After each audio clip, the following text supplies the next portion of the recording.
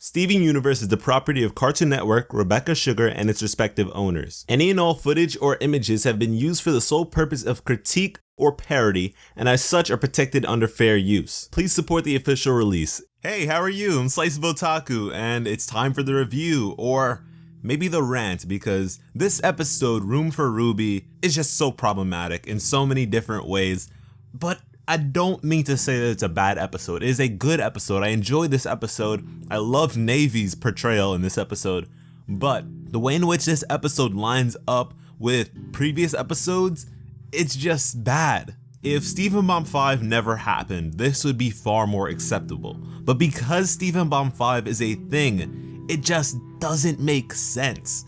I mean, are the crystal gems this lazy? Are they this ignorant?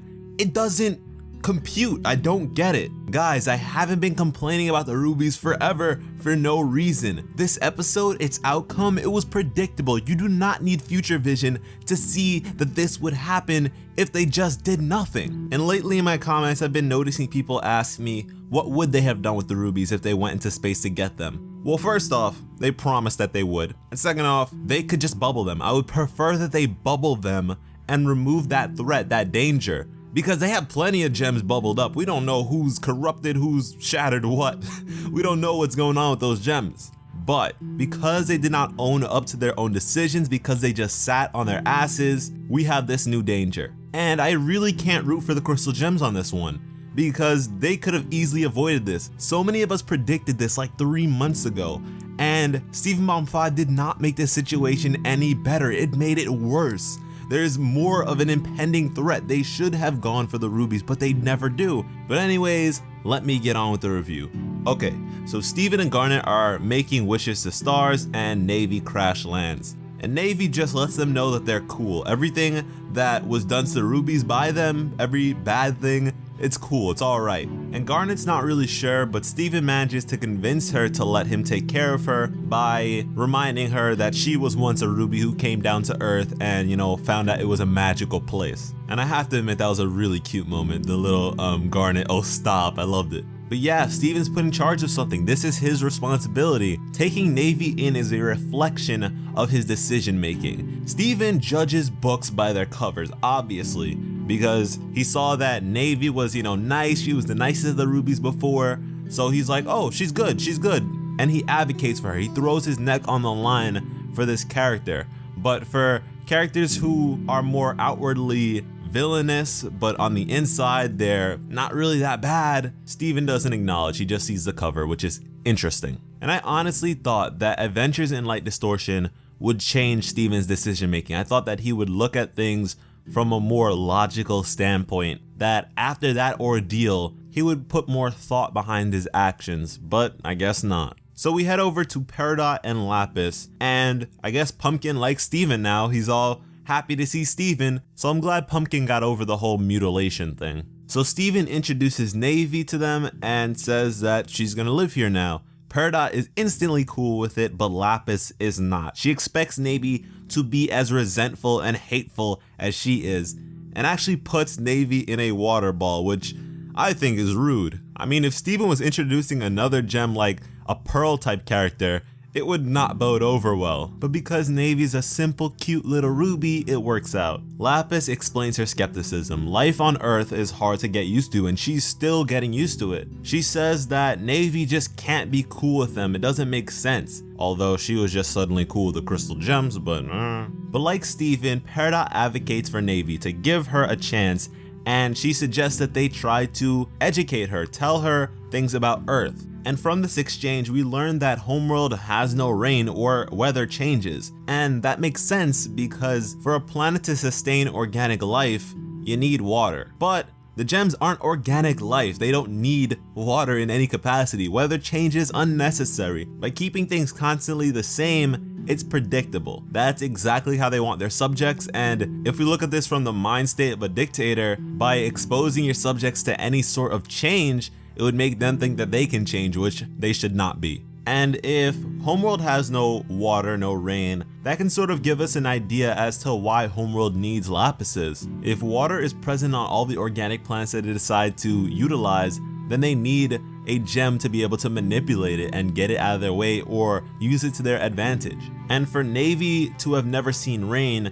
that must mean that they eliminate the weather effects on all planets. Remember, Lapis was only meant to be on Earth for a little while, so it seems like Lapises go onto planets first, eliminate the weather effects, do whatever they have to do, leave, and then the homeworld gems will come onto it and it'll be, a usable planet. And remember how Steven convinced the rubies to go to Neptune to find Jasper?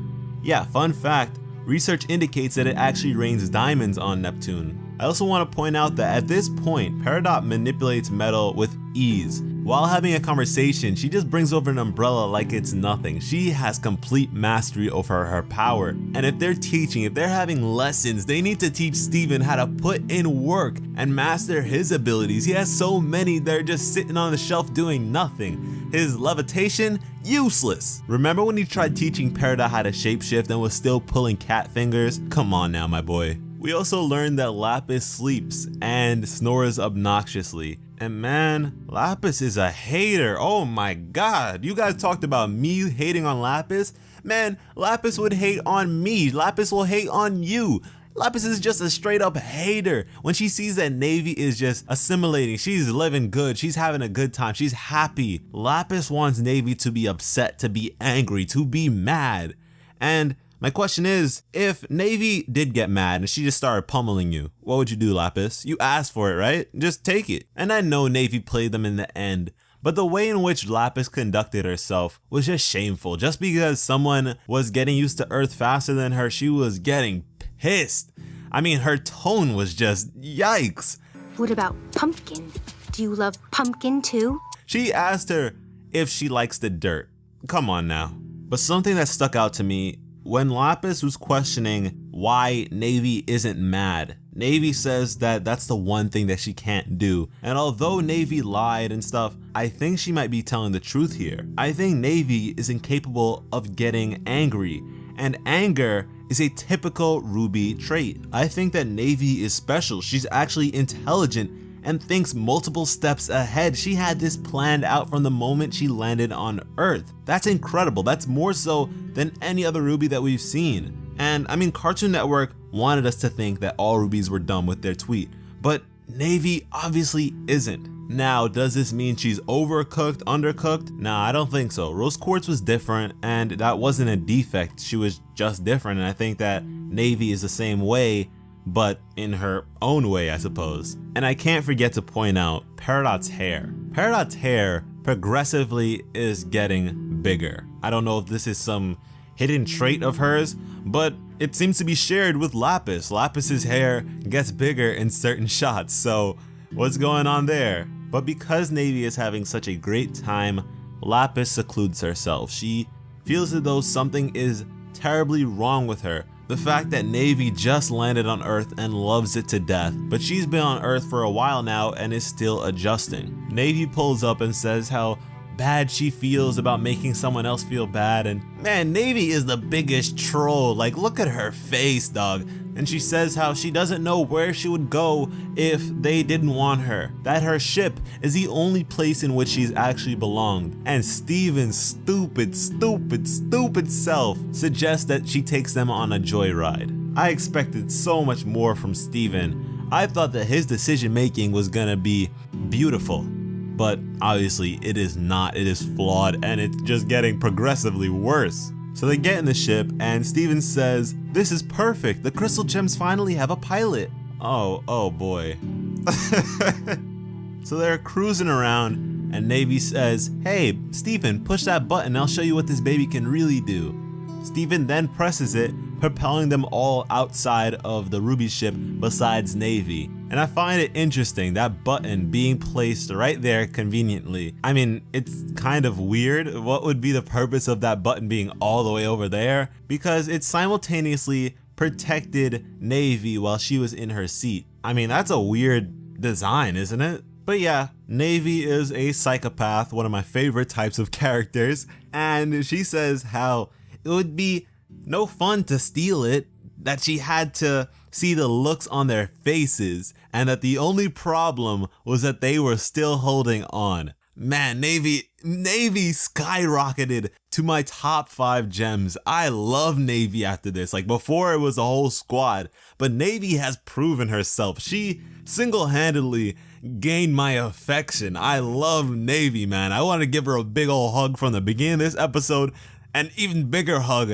at the end of this episode. I am so happy that the Crystal Gems are getting what they deserve. And I've been noticing people saying how Navy tricked them. Oh my gosh, outrage. But didn't Steven and the Crystal Gems trick the Ruby Squad 3 times? I mean, Eyeball said, "Fool me 4 times. You already fooled me, and you can't fool me again." So when Lapis gets a little too aggressive, Navy, spins the ship around and drops them into the ocean. And I want you to know that I was feeling for Lapis. I felt for this character. And by no means did anything that she said in this episode excuse, her actions that I displayed in my recent video about her. But I did feel for this character. And all of that was negated by her final actions in this episode. I want you to remember that they are in the ocean at this time, and Steven says, "Quick, Lapis, she's getting away." So there was a possibility. She could have done something. Mind you, she is in her element. She has the water. And sure, you can argue that the ship has the capability to pretty much bend reality with its speed, but why did Lapis make no effort to do anything? And we've seen that the ship bending reality is not an instantaneous thing. There's like a little bit of setup, but instead of doing anything, Lapis is just continuously laughing. I mean, Lapis becomes Captain Hindsight at this point. I knew it. Like, do we need that right now? Can you say that after you've stopped her, please? And after they get back on the shore, she's still laughing, and Peridot hits her with a look like, are you serious right now? But you know what? Garnet's reaction is just as bad. She appears with 2 balloons, one for a good outcome and one for a bad outcome. My question is, if there was a possibility of a bad outcome, and I'm sure there were numerous bad outcomes, why did she not play a role in this episode, or at least be in the shadows, be behind the scenes like she was in the episode Steven's Dream? When Steven went to see Blue Diamond, she was there. She was hiding, but she was there. I don't see why Garnet was not present. She went to the shore, so obviously she saw something bad happen, but did nothing? Come on, like, what is the point of Future Vision at this point? And she has the nerve to say that it was worth a shot. What was worth a shot? You did nothing. But you know what? What if Navy was good? What if Navy did stay on Earth? Okay, I don't think that they would ever go for the rubies, because Navy came back and said that all the other rubies were mean to her and she doesn't want to go back to Homeworld.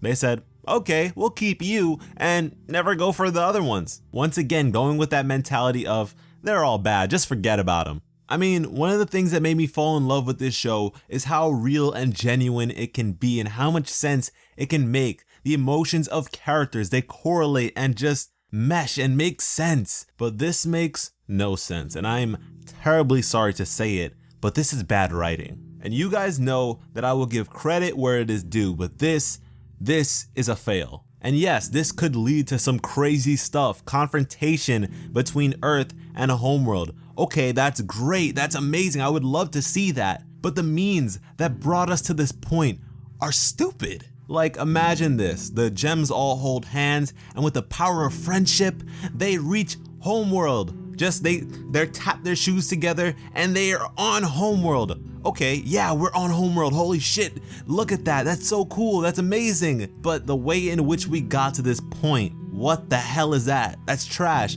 and that is what we got with this Ruby stuff. As a standalone, this was not a bad episode. In fact, it's better than the episodes that we've been getting recently.